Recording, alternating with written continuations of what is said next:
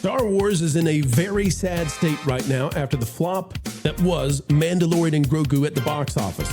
But what if I told you this beleaguered franchise at the very edge of being dead was nearly killed completely by Kathleen Kennedy, and at the last moment possible, Disney pulled the plug and said, "No way, Jose, we're not going back to the sequel trilogy." Today we'll tell you what we found out anew about where the Acolyte was going and why it's never coming back.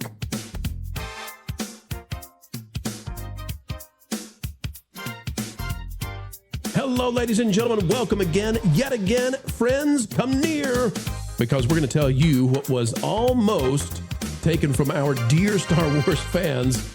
And it was lore, it was lore, it was more lore, it was canon, and it was some of your favorite characters, and they were getting ready to crash them under the direction of Leslie Headland and Kathleen Kennedy. Of course, Leslie Headland is the former assistant to one Mr. Weinstein. We don't need to go there. You click the like button.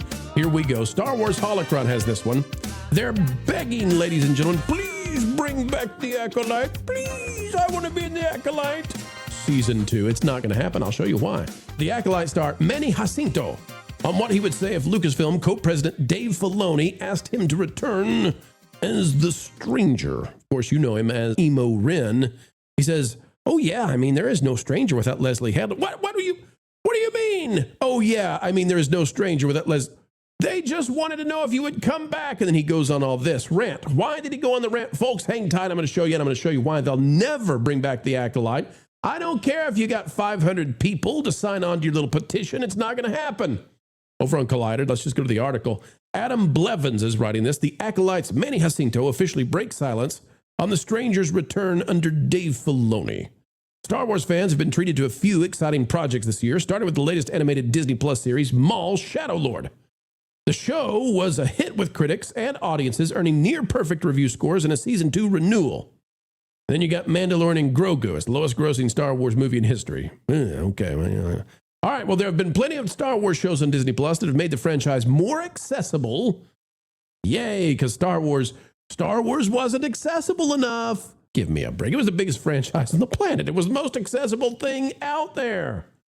But it was more accessible to fans around the world. But one of the most unique entries came back in 2024 with the Acolyte. Unique? Yeah, that's one way to put it. The show was the first live-action Star Wars project set outside the confines of the Skywalker saga, even taking place hundreds of years before The Phantom Menace. The Acolyte received strong reviews from the critics, and it performed well on streaming. No, it didn't. But it was tragically canceled after one season. Why would they do that? If the critics loved it, the audience loved it, and the views were good, why would they Oh, wait, because none of that's true. But that hasn't stopped fans from continuing to demand a revival, they say. One of the Acolyte's brightest stars was Manny Jacinto, who played the mysterious dark side force user Kamir, a.k.a. the Stranger, Emo Ren. And he was the apprentice in the show of Darth Plagueis, who people actually know. He's mentioned in the prequels, I believe. Collider's Maggie Lovett recently attended a panel for Jacinto at the Indiana Comic Convention, where he was asked what he would say if new Lucasfilm CEO Dave Filoni wanted him to return. He said, "Oh yeah. Oh yeah." And then he said, "I mean, there is no stranger without Leslie Headland. Again, it's the people that helped build this character. It's not just me. It's the costume designer, our writers, all that stuff. It took a team to build him. Come here, to build the Stranger. I'd love to work with them again as well." Now, can I just tell you all, this is bizarre. This is bizarre because if you went up to Henry Cavill and you said, "Henry Cavill, would you ever like to play Superman again?"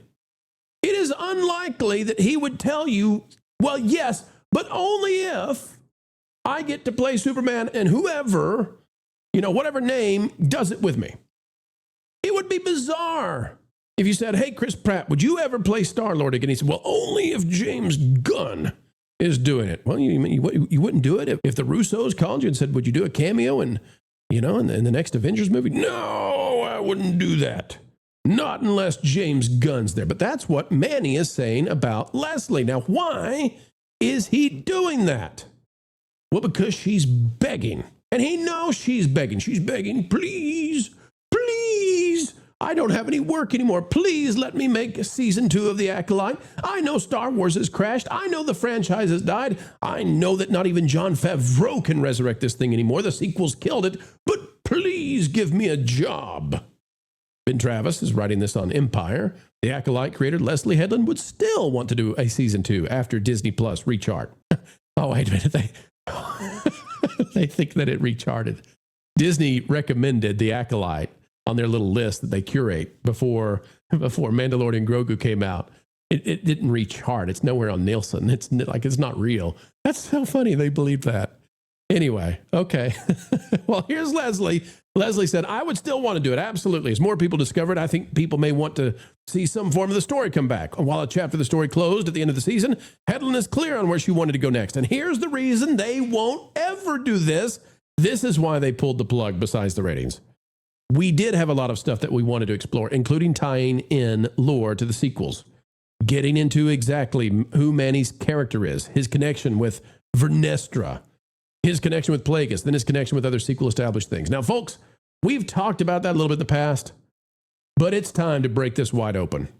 I need you to know why Disney executives said, no. We're done here. We're done here. No, there's no season 2. We're done here. Because under Kathleen Kennedy, here was the plan with Leslie Headland, who, by the way, should have never touched Star Wars. Ever, never. Right? But so, same thing with Rian Johnson.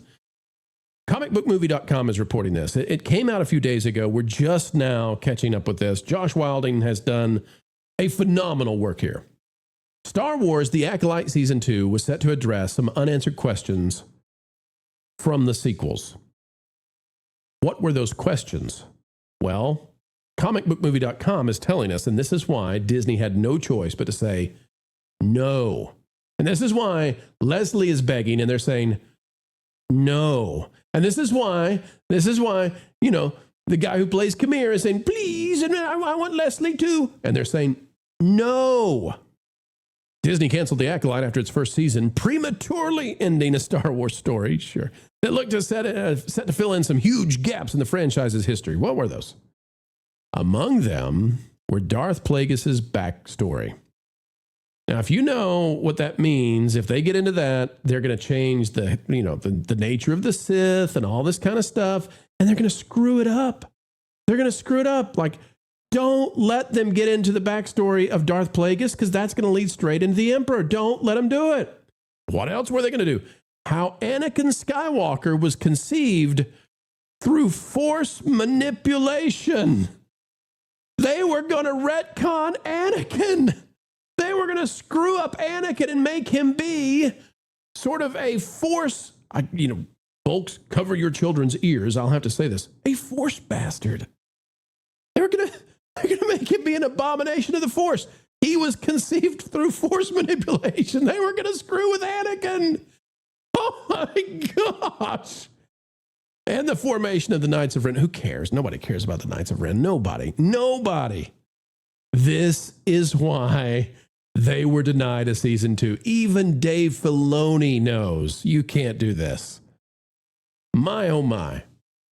What they could do next? They could be like, well, also, we're going to change, who Luke Skywalker's mother was.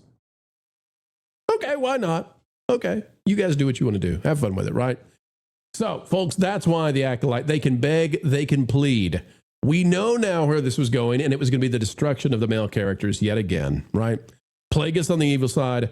Anakin, they're going to destroy him. By the way, Anakin's the chosen one. They've already damaged that with the Rey story. They were going to completely and totally desecrate that, and they got stopped. For all the flaws of Disney, at least you can say, I don't know who did it.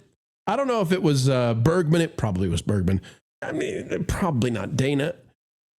Somebody somewhere said, no. And it was the ratings, it was the budget, but it was also, I'll guarantee you, somebody said, even the executives at Disney know, don't mess with the Anakin story. Like, you want to rip Star Wars to shreds. You want to end everything, and you're going to do it for a dinky show that costs too much, written by a woman who has no idea what she's doing. Her claim to fame is that she worked for Harvey, and you're going to wipe out all of Star Wars and the lore and everything with for that. No. So Acolyte is gone. It's not coming back, folks. It's never coming back. But if it did, I need to tell everybody that I have, in fact, a conflict of interest here. Because if Disney chooses to bring back the Acolyte, if they do that, your pal Pro will make a lot of money. And all the content creators out of there, all the YouTubers out there are going to make a lot of money. If they dare do season 2, and if they dare make Anakin be someone who came into being by force manipulation like the witches did in the Acolyte. If they dare put Anakin on the same level as the witch's offspring, as Amanda Stenberg with her diss tracks, if they dare put Anakin on that same level, oh, we're going to make some money. Oh, I mean, people aren't even watching Star Wars anymore, but they would watch us rip that to shreds, as we should. So they're on the one hand, I don't want them to do it. I don't want them to destroy Star Wars. I guess okay. We had enough fun with Acolyte season 1. We'll stop. But Disney, if you did, oh, the money. You won't make any of it, but we'll make so much money. I gotta stop, folks. It's not funny anymore. Star Wars fans are saying, bro, please, the pain. We've suffered through Grogu for like 7 years. Ladies and gentlemen, send this video far and wide. Click that like button, hit that subscribe, share this out. And gosh darn it, you can click it, stick it to the algorithms. It is the notification bell. Folks, until the next time, we have the joy, the pleasure, as ever, spending time together. Keep learning, keep growing, and as always, keep having fun.